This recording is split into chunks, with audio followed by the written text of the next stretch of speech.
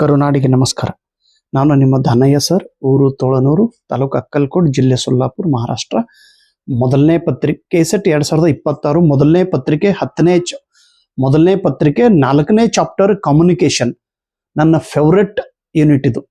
So ಈ unit ಅದ ಆಧಾರಿತವಾಗಿರುವ 100 important ಕಾನ್ಸೆಪ್ಟ್ಗಳನ್ನು ನಾವು ಚರ್ಚೆ ಮಾಡುತ್ತಿದ್ದೇವೆ. 26 ಕಾನ್ಸೆಪ್ಟ್ ಮುಗಿದಿದೆ, ಈಗ 27ನೇ ಕಾನ್ಸೆಪ್ಟ್ ಅನ್ನು ನೋಡೋದು. ಫ್ಯಾಟಿಕ್ ಕಮ್ಯುನಿಕೇಶನ್ ಎಂದರೆ ಏನು?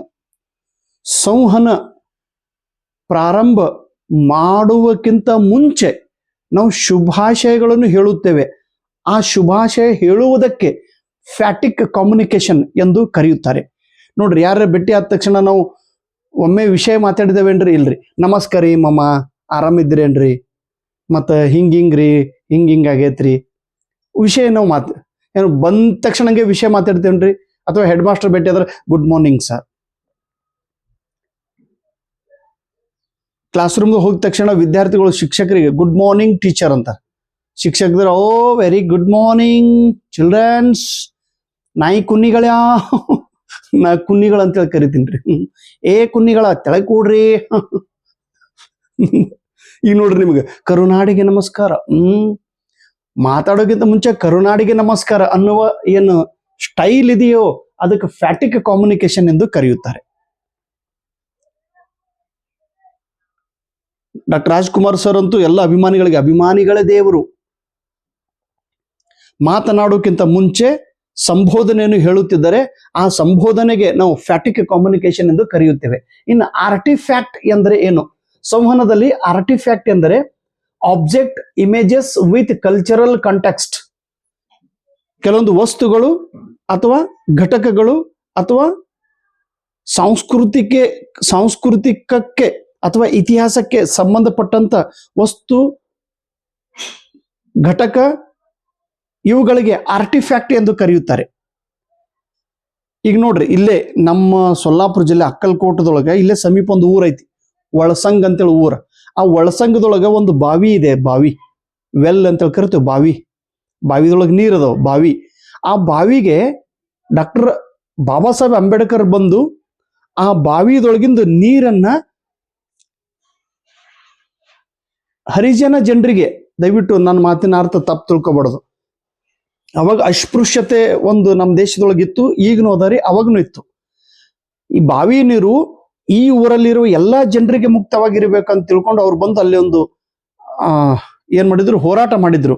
ಆ ಬಾವಿ ನೀರ ಎಲ್ಲಾ ಜನರಿಗೆ, ಊರಿನ ಎಲ್ಲಾ ಜನರಿಗೆ ಹಂಚಿದ್ರು.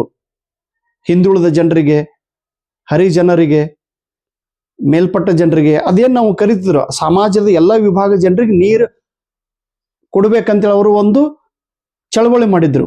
ಇವತ್ತಿಗೂ ಕೂಡ ಆ ಬಾವಿಗೆ ನೋಡಿದ ತಕ್ಷಣ ಈಗ ಆ ಬಾವಿಗೆ ಪೂಜ್ಯ ಭಾವನೆಯಿಂದ ಬಾವಿಯನ್ನು ನೋಡುತ್ತಿದ್ದೇವೆ. ಆ ಬಾವಿಗೆ ಈಗ ಅದು ಏನಾಗಿದೆ, ಅದು ಬಾವಿ ಅಂದ್ರೆ ಡಾಕ್ಟರ್ ಬಾಬಾ ಸಾಹೇಬ್ ಅಂಬೇಡ್ಕರ್ ಮುಟ್ಟಿದ, ಸ್ಪರ್ಶ ಮಾಡಿದ ಪುಣ್ಯ ಬಾವಿ ಅದು. ಅದಕ್ಕೆ ಇತಿಹಾಸದ ಒಂದು ಮಹತ್ವ ದೊರಕಿದೆ. ಅದು ಐತಿಹಾಸಿಕ ಸ್ಥಳ ಆಗಿ ನಿಂತಂದ್ರೆ ಆ ಬಾವಿ.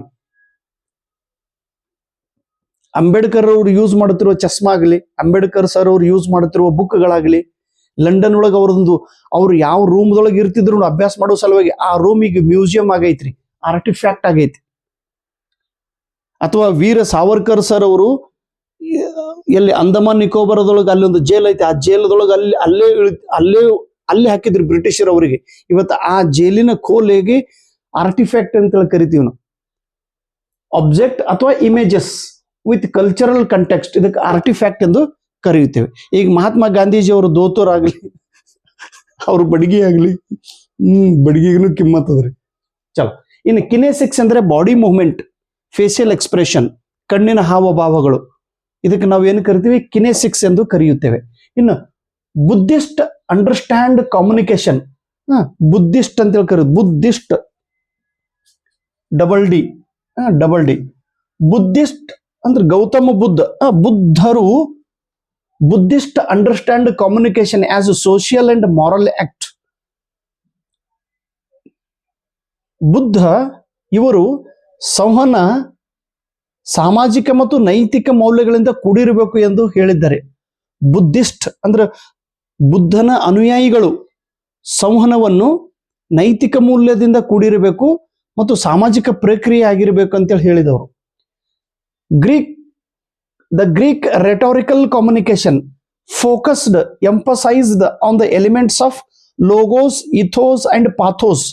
ನೋಡ್ರಿ, ಗ್ರೀಕರು ತಮ್ಮ ರೆಟಾರಿಕಲ್ ಕಮ್ಯುನಿಕೇಶನ್ ದಲ್ಲಿ ಈ 3 ಘಟಕಗಳ ಮೇಲೆ ಒತ್ತು ಕೊಟ್ಟಿದ್ದಾರೆ. Logos, ethos and pathos. Please 3 ಶಬ್ದ ನೆನಪಿಡ್ರಿ. ಇನ್ನು ಪೊಲಿಟಿಕಲ್ ಪಾರ್ಟಿ, ರಾಜಕೀಯ ಪಕ್ಷಗಳು, broadcast is considered as closed text. ರಾಜಕೀಯ ಪಕ್ಷಗಳೇನದ ನೋಡ್ರಿ, ಬಿಜೆಪಿ ಆಗಲಿ, ಕಾಂಗ್ರೆಸ್ ಆಗಲಿ, ಜನತಾದಳ ಆಗಲಿ, ಅಥವಾ ಆಮ್ ಆದ್ಮಿ ಪಾರ್ಟಿ ಆಗಲಿ, ಶಿವಸೇನಾ, ಇವರು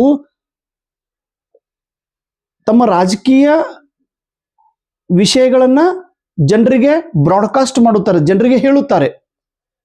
ಅವರು ಹೇಳಿಕೆಗಳು, ಅವರ ಒಂದು ಮ್ಯಾನಿಫೆಸ್ಟೋ ಕ್ಲೋಸ್ಡ್ ಟೆಕ್ಸ್ಟ್ ಆಗಿರುತ್ತದೆ. ಒಂದೇ ಉದ್ದೇಶ, ಅದಕ್ಕೆ ಅನೇಕ ಅರ್ಥಗಳು ಇರುವುದಿಲ್ಲ. Closed text means only one meaning, ಒಂದೇ ಅರ್ಥ ಇರುತ್ತದೆ. ಪೊಲಿಟಿಕಲ್ ಪಾರ್ಟಿಗಳು ವ್ಯಕ್ತಪಡಿಸಿದ ವಿಷಯಗಳು ಕ್ಲೋಸ್ಡ್ ಟೆಕ್ಸ್ಟ್ ಆಗಿರುತ್ತವೆ, ಒಂದೇ ಅರ್ಥ ಹೊಂದಿರುತ್ತವೆ. ಬುದ್ಧಿಸ್ಟ್ ಕಾನ್ಸೆಪ್ಟ್ ಆಫ್ ಕಮ್ಯುನಿಕೇಶನ್, ಈ ಸಂವಹನಕ್ಕೆ ಬುದ್ಧಿಸ್ಟ್ ಅವರು ಹೇಳಿದ, ಗೌತಮ ಬುದ್ಧರು ಹೇಳಿದ ಅಥವಾ ಗೌತಮ ಬುದ್ಧರ ಅನುಯಾಯಿಗಳು ಹೇಳಿದ ಒಂದು ಅರ್ಥ ಏನು? ಕಮ್ಯುನಿಕೇಶನ್ ಇದು ಪ್ರೊಸೆಸ್ ಓರಿಯೆಂಟೆಡ್ ಆಗಿದೆ, ಇದು ಒಂದು ಪ್ರಕ್ರಿಯೆಯಾಗಿದೆ. ಕ್ರಿಯೇಷನ್ ಆಫ್ ಮೀನಿಂಗ್, ಅರ್ಥವನ್ನು ನಿರ್ಮಿತಿ ಮಾಡುವ ಶಕ್ತಿ ಹೊಂದಿರುತ್ತದೆ. ಬಿಹೇವಿಯರ್ ಸೆಂಟರ್ಡ್, ವರ್ತನೆಯ ಕೇಂದ್ರ ಬಿಂದುವಾಗಿ ಕಮ್ಯುನಿಕೇಶನ್ ಇರುತ್ತದೆ. ಮೀಡಿಯಾ ಇಕೋಲಾಜಿಸ್ಟ್, ಮಾಧ್ಯಮ ಇಕೋಲಾಜಿಸ್ಟ್, ಪರಿಸರ ಪ್ರೇಮಿ. ಮಾಧ್ಯಮ ಪರಿಸರ ಪ್ರೇಮಿ ಎಂದರೆ ಏನು? The person who studies the symbiotic relationship between people and media technology which they curate and use.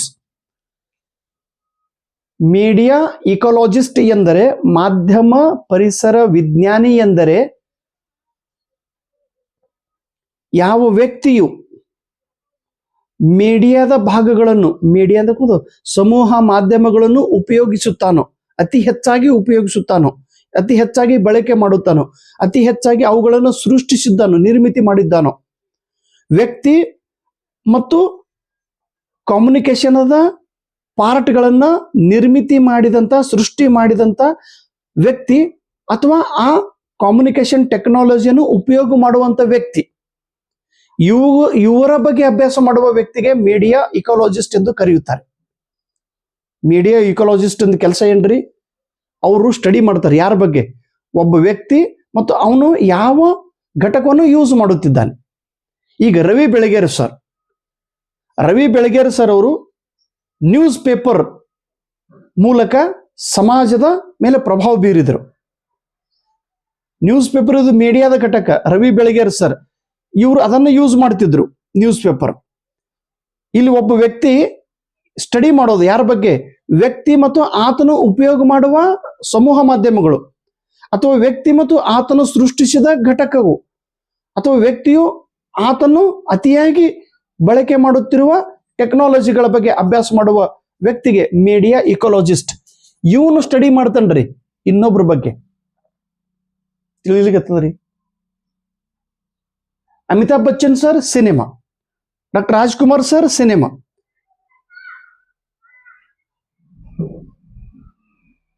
ಅಥವಾ ಕೆಲವೊಬ್ರು ಬರೀ ಫೇಸ್ಬುಕ್ ಯೂಸ್ ಮಾಡ್ತಿರ್ತಾರೆ, ಕೆಲವೊಬ್ರು ಬರೀ ಮ್ಯಾಕ್ಸಿಮಮ್ ಇನ್ಸ್ಟಾಗ್ರಾಮ್ ಯೂಸ್ ಮಾಡ್ತಿರ್ತಾರೆ, ಕೆಲವೊಬ್ರು ಖಾಸ್ ಯೂಟ್ಯೂಬ್ ಯೂಸ್ ಮಾಡ್ತಿರ್ತಾರೆ. ವ್ಯಕ್ತಿ ಮತ್ತು ಆತನ ಯೂಸ್ ಮಾಡುವಂತ ಟೆಕ್ನಾಲಜಿ, ಇವರ ಬಗ್ಗೆ ಅಭ್ಯಾಸ ಮಾಡುವ ಒಂದು ವ್ಯಕ್ತಿಗೆ ಮೀಡಿಯಾ ಇಕೋಲಾಜಿಸ್ಟ್ ಎಂದು ಕರೆಯುತ್ತಾರೆ. ದ ಬುದ್ಧಿಸ್ಟ್ ರಿಗಾರ್ಡೆಡ್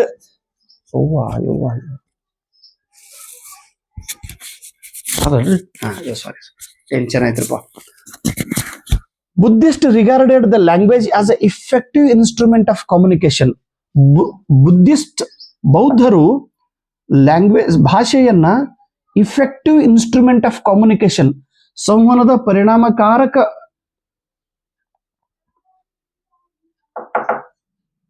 ಇನ್ಸ್ಟ್ರೂಮೆಂಟ್ ಎಂದು ಕರೆದಿದ್ದಾರೆ. Buddhist mode of interpersonal communication, ಬುದ್ಧರ ಪ್ರಕಾರ interpersonal communication. Interpersonal ಅಂದ್ರೆ ಎರಡು ವ್ಯಕ್ತಿಗಳ ನಡುವೆ ನಡೆಯುವ ಸಂಭಾಷಣೆಗೆ ಇಂಟರ್ ಪರ್ಸನಲ್ ಕಮ್ಯುನಿಕೇಶನ್. ಬೌದ್ಧರು ಪರಸ್ಪರ ಸಂವಹನದ ಮೇಲೆ ಯಾವ ಘಟಕದ ಮೇಲೆ ಒತ್ತು ಕೊಟ್ಟಿದ್ದಾರೆ? Symmetrical relationship. ಇಬ್ಬರ ನಡುವೆ ಸಿಮೆಟ್ರಿಕಲ್ ಬಾಂಧವ್ಯ, ಒಪ್ಪಿಗೆ, ಪ್ರೀತಿ, ಅನ್ಯೋನ್ಯದ ರಿಲೇಶನ್ ಇರಬೇಕು ಮಾತನಾಡುವವರ ನಡುವೆ. Consensus through interaction. ಅವರು ಏನು ಮಾತನಾಡುತ್ತಾರೋ ಅದರ ಬಗ್ಗೆ ಅವರಿಗೆ ಒಪ್ಪಿಗೆ ಇರಬೇಕು, ಅದರ ಮೇಲೆ ಅವರಿಗೆ ಅಗ್ರಿ ಆಗಿರಬೇಕು. ವೇರಿಯಬಿಲಿಟಿ ಆಫ್ ಕಮ್ಯುನಿಕೇಶನ್ ಹೀಗೆ ಹೇಳಿದರು ಬುದ್ಧಿಸ್ಟ್ ಅವರು. ಇನ್ನು ಫ್ರೇಮ್ಸ್ ಅಂದ್ರೆ ಚೌಕಟ್ಟು ಅಂತೇಳಿ ಕರಿತೀವಿ. Social construct. ಫ್ರೇಮ್ಸ್ ಎಂದರೆ ಸೋಷಿಯಲ್ ಕನ್ಸ್ಟ್ರಕ್ಟ್, ಸಾಮಾಜಿಕ ರಚನೆ.